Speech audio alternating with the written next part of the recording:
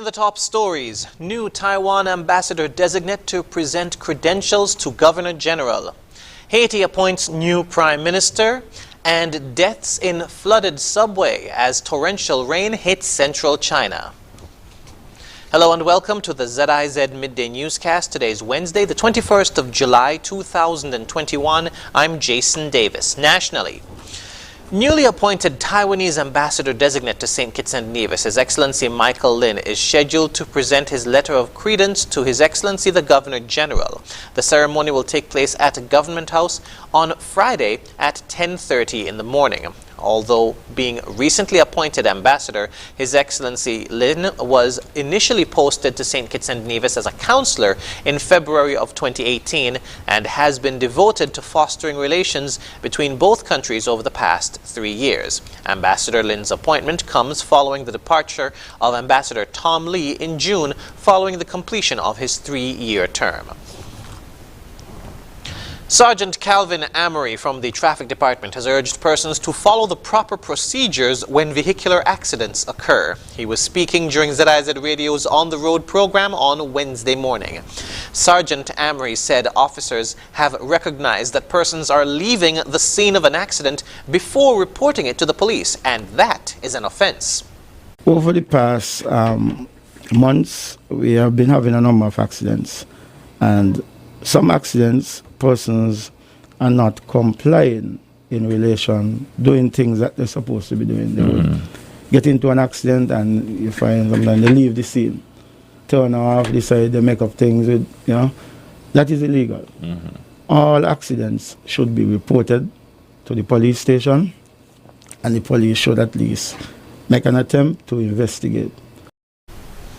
He noted that not all accident cases will end up in court, but a statement from the complainant must be provided to the police requesting no further police involvement. It is not all accidents that are going to be taken before the court, because there are some that might be so trivial, simple, and that we might just decide that, okay, since both parties coming together, we just settle it out of court. Once we get a statement from the aggrieved person saying that they don't wish any further police action. And sometimes we go a step further. We allow the matter to go to the court and let the person inform the court that they don't wish any further police action, because we have to protect the state. Sergeant Amory referenced the Vehicles and Road Traffic Act, which states that when an accident occurs, both parties involved must stop and call the police. You get into an accident, the law states that you must immediately stop. And you say here, give to any person who's interested in the accident. One, meaning like the police officer, the officials who will be coming to deal with the accidents, the insurance personnel, his name, his or her name and address, the name and address of the owner of the vehicle, the registration number of the vehicle, the name of the insurance company with which the vehicle is insured, and the name of all persons in the vehicle at the time of the accident. You get it? He said persons who refuse to cooperate in terms of providing information commit an offense. Sergeant Amory said he believes that informing the public of these procedures will ensure better drivers and safer roads. And speaking of safety, health, and the rule of law in relation to street vending will be the special topic on Working for You later today.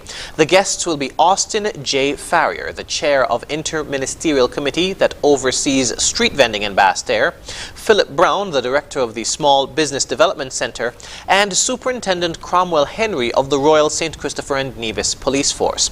The discussion will be hosted by Lesroy Williams and will focus on issues and recommendations with respect to street vending in Basse-Terre, including health and safety issues and revision of the rule of law. Working for You is broadcast live every Wednesday afternoon on ZIZ TV, radio, and social media platforms, as well as the Facebook page and YouTube channel of SKNIS.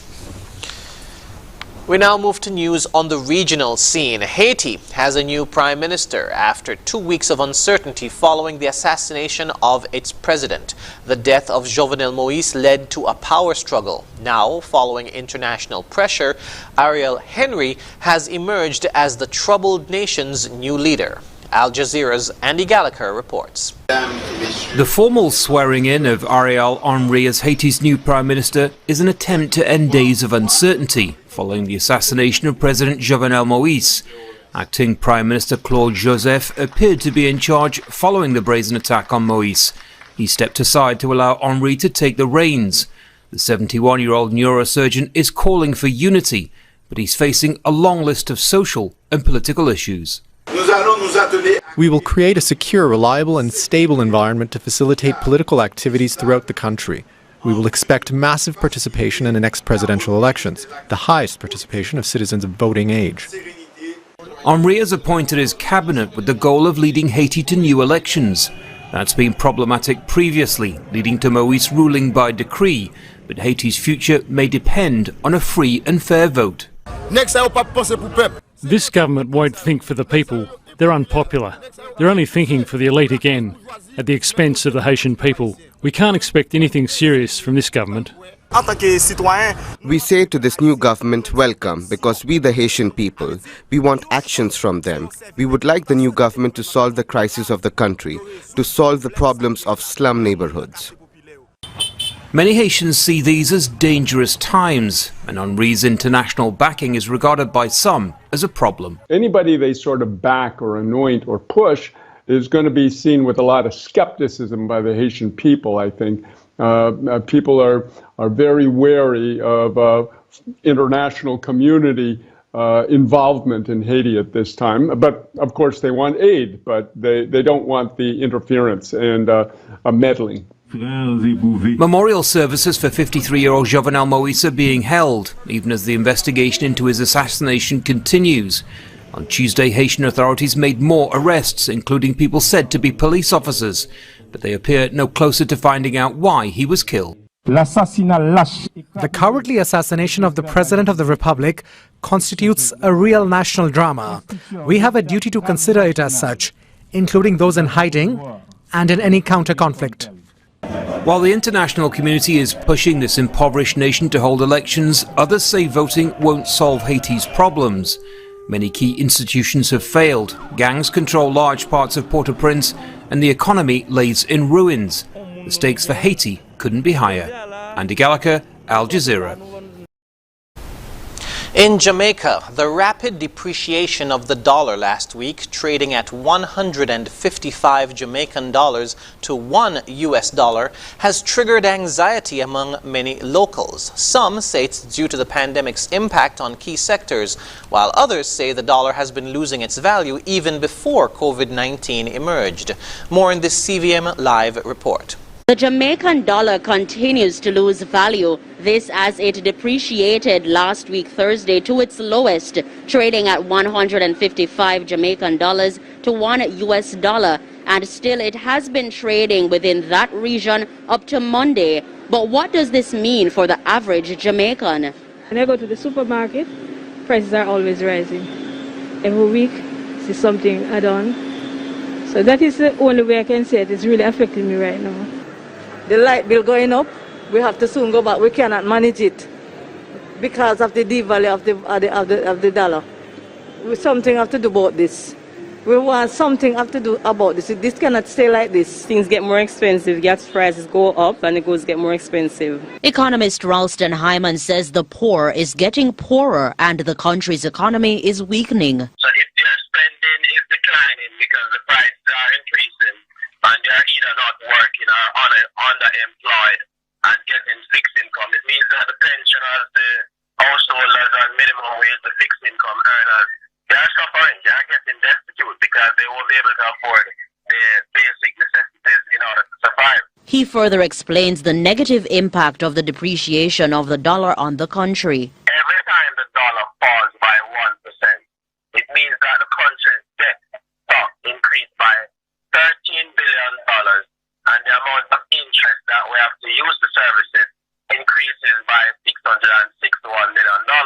because 62% of the debt is denominated in foreign currency, particularly the US dollar. This, he says, may result in less doctors and teachers being employed and less money being available for infrastructural development. Hyman says the foreign exchange market is defective and needs to be adjusted. We'd also like to see a circuit breaker system in the foreign exchange market to prevent the large players from manipulating the market, because the governor of the Bank of Jamaica says there's no problem with demand and supply. Demand and supply is an equation. In other words, there's enough foreign exchange. So if that is so, he must explain to the public why is it that the dollar is still devaluing if demand and supply are in equal balance. It means that the big players are manipulating the market, and it means that he needs to do something about it. Robeanne Williams for CVM Live. Internationally, at least 12 people have been killed in the Chinese city of Zhengshu as severe flooding sweeps China's central province of Henan. Tens of thousands are also forced to evacuate their homes after 3 days of heavy rainfall, which was close to the annual average rainfall. Al Jazeera's Katrina Yu reports. Floodwater wreaking havoc across China's Henan province, the damage visible as far as the eye can see. The army is warning one of the region's 7 stricken dams may collapse at any time, risking the lives of around 7 million people. Heavy downpours have flooded streets, stranding travelers, bringing the region to a standstill. Cars are completely submerged as residents are swept away. Underground, unmistakable panic among these passengers trapped inside a submerged subway car. Waist-deep waters rising to their shoulders. Emergency crews reportedly opening a hole in the roof, evacuating passengers one by one. This terrifying moment shows bystanders swallowed by a sinkhole, with the crowd rescuing this woman. A deafening explosion at this aluminium factory after a nearby river burst its banks. The floodwater mixed with chemicals, lighting up the night sky. The government has been upgrading its emergency response, with crews working round the clock to rescue residents inside their flooded homes and cars.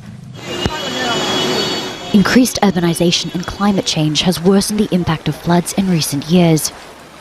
This is the most rainfall the region has seen in 6 decades, with no sign of letting up anytime soon.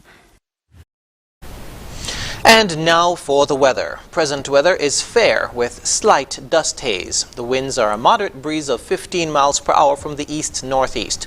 The temperature is 29 degrees Celsius or 84 degrees Fahrenheit. Seas are moderate with waves of 4 to 6 feet. The weather forecast for today will have cloudy spells with a 70% or high chance of showers. Tonight will be partly cloudy with a 40% or moderate chance of showers. Sunset today will be at 6:48 p.m. Sunrise tomorrow will be at 5:47 a.m. And that brings us to the end of the ZIZ Midday Newscast. Join us this evening for these stories and more in detail. Thank you for tuning in. I'm Jason Davis.